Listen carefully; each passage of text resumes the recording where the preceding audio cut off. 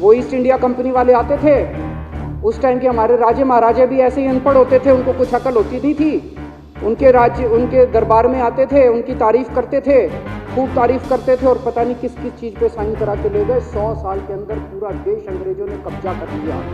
वही हाल अब हो रहा अपने देश का कि हमारे कम पढ़े लिखे प्रधानमंत्री हैं, पैसे की हवस है, और मतलब जो भी आता है 2 लाइन उनके उसमें बोल दे, गले मिल ले, पार्क में घूम ले, अडानी को 2 कंपनियों का ठेका दे दे, बदले में पता नहीं देश का क्या क्या बेच दिया इन लोगों ने। बहुत चिंता है हम लोगों को देश की इस वक्त, जिस दौर से देश गुजर रहा है। मुझे लगता है कि आज़ादी के बाद से सबसे भ्रष्ट प्रधानमंत्री अगर कोई हुए हैं जिन्होंने देश को इतना लूटा है, तो वो आज मौजूदा प्रधानमंत्री हैं।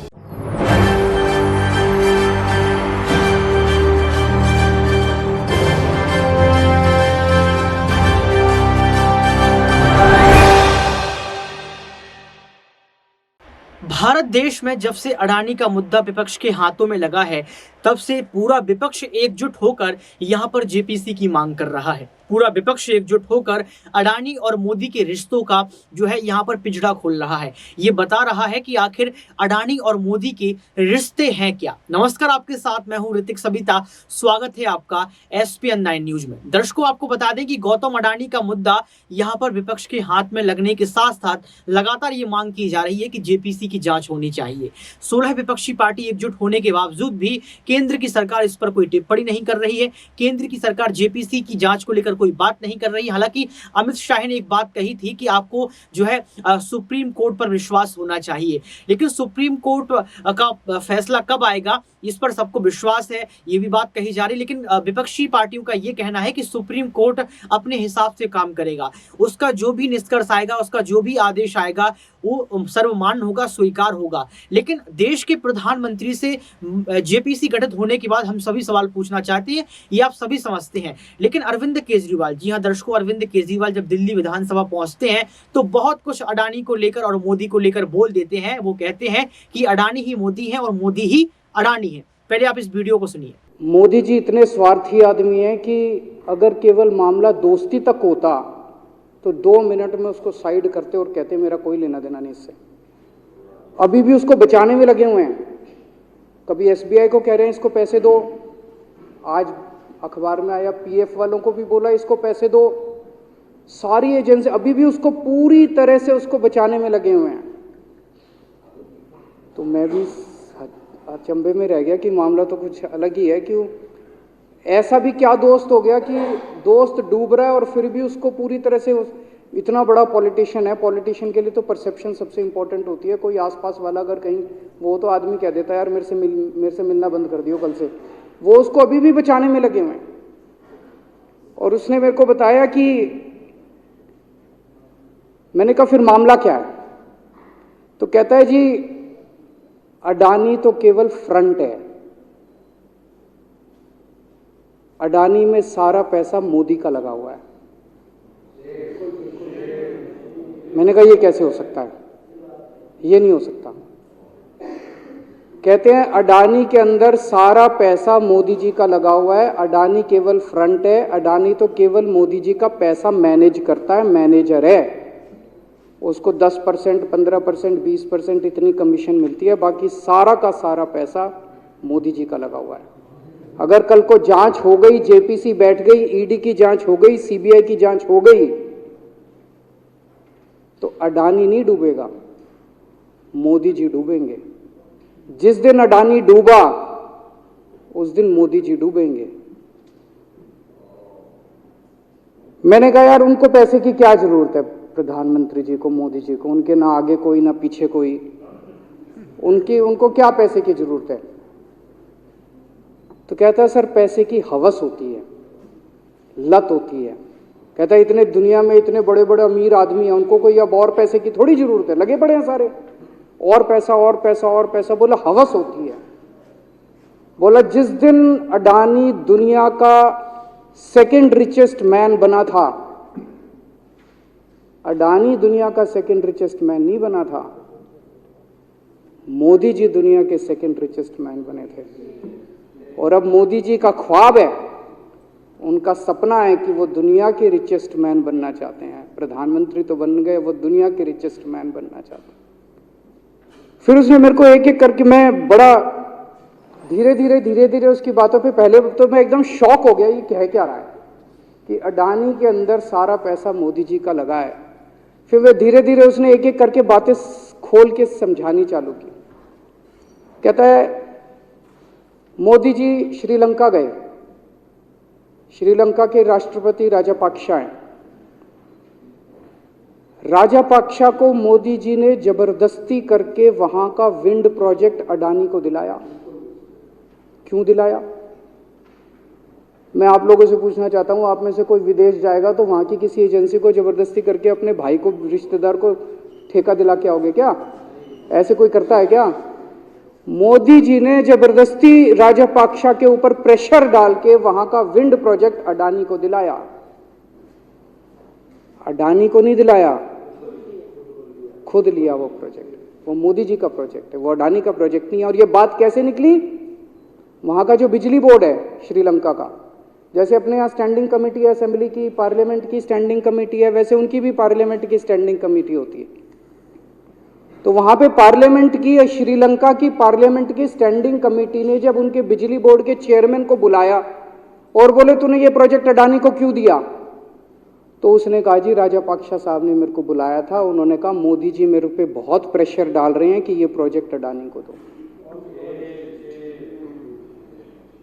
मोदी जी बांग्लादेश गए, बांग्लादेश वालों को बिजली खरीदनी थी, 1500 मेगावाट बिजली 25 साल के लिए।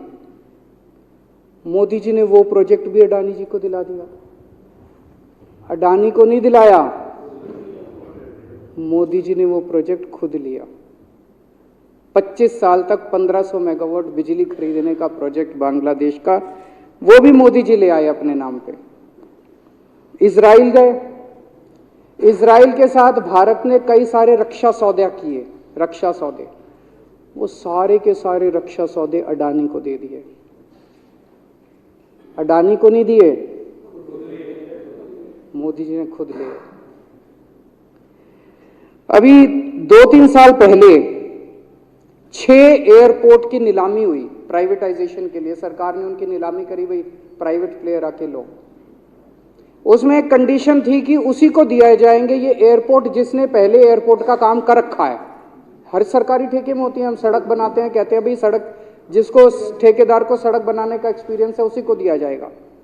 हम बिल्डिंग बनाते हैं, हम कहते हैं भाई ये पानी के वाटर ट्रीटमेंट प्लांट लगाते हैं, हम कहते हैं भाई जिसने WTP वाटर ट्रीटमेंट प्लांट इतने लगा रखे हैं उसी को दिया जाएगा। हम सीवेज ट्रीटमेंट प्लांट बनाते हैं, हम कहते हैं जिसको 20 साल का एक्सपीरियंस है, 15 साल का है, उसी को। इसमें भी ये कंडीशन थी कि जिसने इतने साल तक एयरपोर्ट चलाने का काम कर रखा उसी को दिया जाएगा। अब अडानी ने तो कर नहीं, मोदी जी ने तो कर नहीं रखा था, अडानी ने तो कर नहीं रखा था, तो क्या करते? आखिरी मोमेंट पे वो कंडीशन हटा दी गई, बोले कोई एक्सपीरियंस की जरूरत नहीं है। 6 एयरपोर्ट नीलामी पे थे, 6 के 6 एयरपोर्ट अडानी को दे दिए, अडानी को नहीं दिए, मोदी जी ने वो खुद 6 के 6 एयरपोर्ट खुद अपने नाम कर लिए।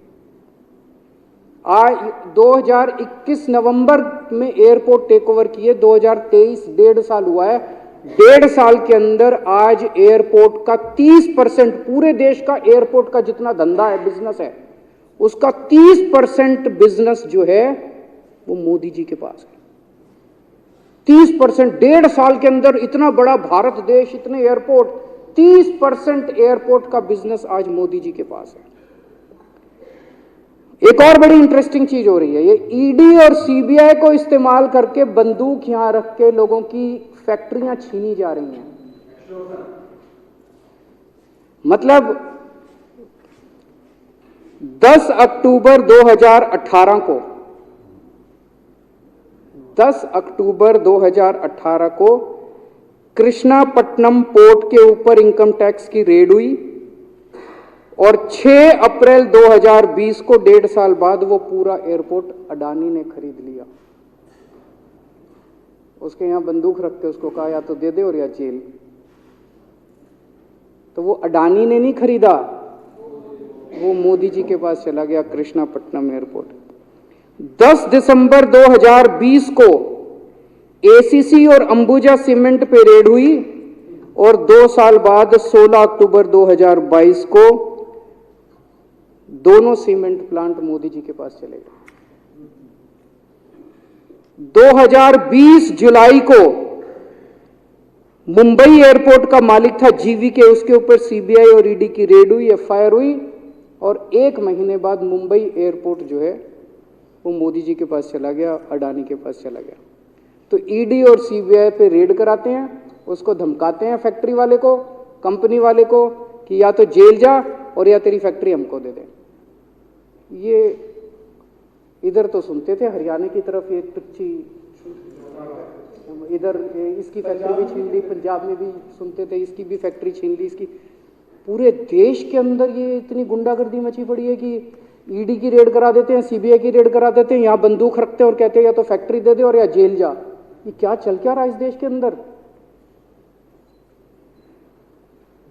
इन्होंने अभी थोड़े दिन पहले ऑर्डर निकाला कि सारे जितने पावर प्लांट हैं, जितनी राज्य सरकारें हैं, पंजाब सरकार की, हमारी जो सरकार है उनके पास भी ऑर्डर आया, सारी सरकारों को जितना उनका कोयले की रिक्वायरमेंट है उसमें से 10% कोयला इंपोर्टेड इस्तेमाल करना पड़ेगा। और इंपोर्ट केवल मोदी जी करते थे, अडानी करता था। तो इसका मतलब आपको 10% अपना कोयला कंपलसरी, जरूरत नहीं है आपको कोयले की, लेकिन 10% कोयला आपको अडानी से खरीदना पड़ेगा। हमारे देश का कोयला 2000 रुपये टन है, इंपोर्टेड कोयला 20,000 रुपये टन है। 10 गुना दाम के ऊपर आपको अडानी से यानी कि मोदी जी से कोयला खरीदना पड़ेगा। इन्होंने सुप्रीम कोर्ट का एक और, जब कोयला घोटाला हुआ था अपने देश के अंदर, तो सुप्रीम कोर्ट ने आदेश दिया था कि अब कोयले की खदानें किसी भी प्राइवेट वाले को नहीं दी जाएंगी, सारी खदानें सरकारें। तो इन्होंने कुछ खदानें राजस्थान सरकार को दे दी, कुछ खदानें छत्तीसगढ़ सरकार को, कुछ खदानें पंजाब सरकार को, सरकारों में बांट दी। बाकी पूरे देश में केवल राज्य सरकारों के पास खदानें हैं। केवल अडानी के केस में उन्होंने एक्सेप्शन करके अडानी को कोयले की खदानें दे दी और उसमें भी ऑर्डर कर दिया कि 4000 कैलोरी से कम वाला कोयला जो है उसको रिजेक्टेड माल माना जाएगा, जबकि वो सबसे अच्छा कोयला माना जाता है और वो रिजेक्टेड माल इसको फ्री में मिलता है। तो कम से कम 2800 करोड़ रुपए का कोयला हर साल फ्री में मोदी जी ले जाते हैं। 2800 करोड़ रुपए का कोयला हमारी खदानों से हर साल मोदी जी निकाल के ले जाते हैं। 2014 में, अभी जो अतिशी जी ने कहा, 2014 में अडानी जी की यानी कि मोदी जी की जायदाद 50,000 करोड़ की थी। 7 साल बाद इनकी जायदाद हो गई 11.5 लाख करोड़। मोदी जी इतना पैसा लेके कहां जाओगे? 11.5 लाख करोड़ रुपए की जायदाद, 7 साल में इतना लूट लिया आपने देश को। 2014 में 609 नंबर पे थे, अब ये सेकंड रिचेस्ट बन गए, अब रिचेस्ट बनना चाहते हैं ये तो। लेकिन कुदरत है, कुदरत तो बड़ी ताकतवर है। किसने सोचा था एक दिन हिंडनबर्ग रिपोर्ट आएगी और 24 घंटे के अंदर सारा तहस नहस हो जाएगा। 1947 से लेके 2014 तक 67 साल में भारत देश ने, सारी सरकारें जितनी आई सबने मिलके 55 लाख करोड़ रुपए का कर्जा लिया था भारत सरकार ने। 2014 से 2022 7 साल के अंदर 85 लाख करोड़ रुपए का कर्जा ले लिया, दुगने से भी ज्यादा। जितना 67 साल में लिया था उतना 7 साल में ले लिया। ये पैसा गया कहां? ये पैसा गया कहां? ये सारा इनकी जेब में गया। तो मैं जनता को कहना चाहता हूं, आप तो जीएसटी देते हो, अपने बच्चों का पेट काट के टैक्स देते हो, दूध पे, दही पे, हर चीज पे जीएसटी देते हो। वो जीएसटी का पैसा जाता है जनता की उसमें खजाने में, वहां से वो जाता है अडानी के खजाने में और वहां से वो जाता है मोदी जी के खजाने में। दोनों हाथों से लूट मची हुई है, पूरे देश को लूट रहे हैं प्रधानमंत्री जी, मोदी जी पूरे दोनों हाथों से लूट रहे हैं। कोयला लूट रहे हैं, एयरपोर्ट लूट रहे हैं, सड़कें लूट रहे हैं, बिजली लूट रहे हैं, पानी लूट रहे हैं, कुछ नहीं छोड़ा। सब कुछ लूट रहे हैं। जितना कांग्रेस ने 75 साल में नहीं लूटा, उससे 10 गुना इन्होंने 7 साल के अंदर, 8 साल के अंदर लूट लिया देश को। अडानी का क्या रोल है इसमें? मोदी जी कम पढ़े लिखे हैं, उनको समझ नहीं है कि करना क्या। अडानी आके बताता है पैसा यहां लगा लो, इस देश में चलते हैं, वहां की ये कंपनी खरीद लेते हैं, ईडी को और सीबीआई को इसके पीछे लगा दो। वो सारा मैनेजमेंट करता है, दिमाग उसका, पैसा मोदी जी का। उसके बदले में उसको पता नहीं 10%, 15%, 20% कितनी कमीशन मिलती है, लेकिन दिमाग सारा अडानी का है। और मेरे को ज्यादा चिंता इस बात की है अध्यक्ष महोदय, प्रधानमंत्री जी कम पढ़े लिखे हैं, उनको कम समझ में आता है। लोग आके उनको कुछ ना कुछ कहीं भी जाते हैं या कोई विदेश से आता है, उसके जो भी विदेश से नेता आता है या कहीं जाते हैं तो 2 ही कंडीशन होती है। एक तो उसको कहते हैं भाई गले मिल ले, तो फोटो खिंचा ले, गले मिल ले, फोटो खिंचा ले, पार्क में घूम ले, तो वो फोटो खिंचाने के लिए उसको कहा जाता है भाई फोटो खिंचा ले, फोटो खिंचाने के लिए। और दूसरा उसको कहा जाता है भाई अडानी को ये ठेका दे दे, अडानी को ये ठेका दे दे। और कोई किसी कईयों को कहते हैं तारीफ कर दे, कोई आके कुछ नेता आके कहते हैं ना मोदी जी तो दुनिया के सबसे लोकप्रिय नेता है। उसने क्या लेना देना मोदी जी दुनिया के सबसे लोकप्रिय, वो आके क्यों कह रहा है? बदले में वो देश, ये जो गोरे हैं ना, बहुत चतुर हैं, बहुत चालाक हैं, ये ऐसे इतने भोले वाले नहीं है कि यहाँ पे आए और कह गए मोदी जी दुनिया के, वो पता नहीं किस किस चीज पे साइन करा के ले जाते हैं, पता ही नहीं चलता बदले में क्या साइन करा के ले जाते हैं। यही हुआ था 17वीं 18वीं सदी के अंदर हमारे देश में।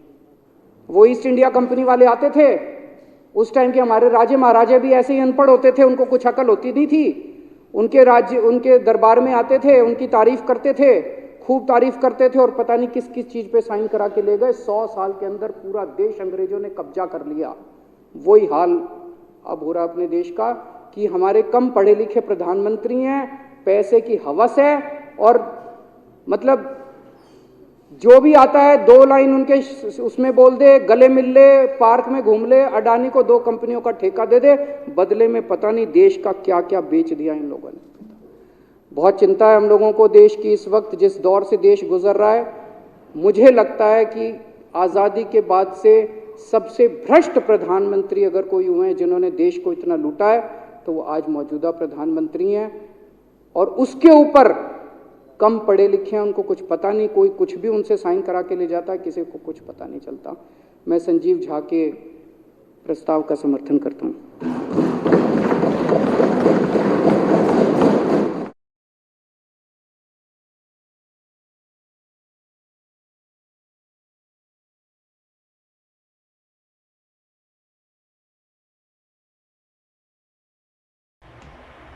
तो सुना आपने इस वीडियो को सुनने के बाद आपको पता लग गया होगा कि किस तरीके से यहाँ पर जो है अरविंद केजरीवाल ने मोदी और अडानी की जो है बात खोल दी। ये बता दिया कि जो कुछ अडानी का है वो मोदी का है, अडानी का नहीं है, वो देश के प्रधानमंत्री का है। ये बात केजरीवाल ने कही है। तो क्या सच में आने वाले वक्त में पूरी विपक्ष की पार्टियां जो है संसद से लेकर सड़क तक मोर्चा खोल देंगी? हालांकि मोर्चा तो अभी भी खुला हुआ है, लगातार बात की जा रही है कि मोदी अडानी भाई भाई, देश बेचकर खाई मलाई। लेकिन आने वाले वक्त में सुप्रीम कोर्ट का अंतरिम फैसला क्या होगा ये देखना होगा। और अरविंद केजरीवाल की बात से आप कितना सहमत है ये कमेंट बॉक्स में बताएं।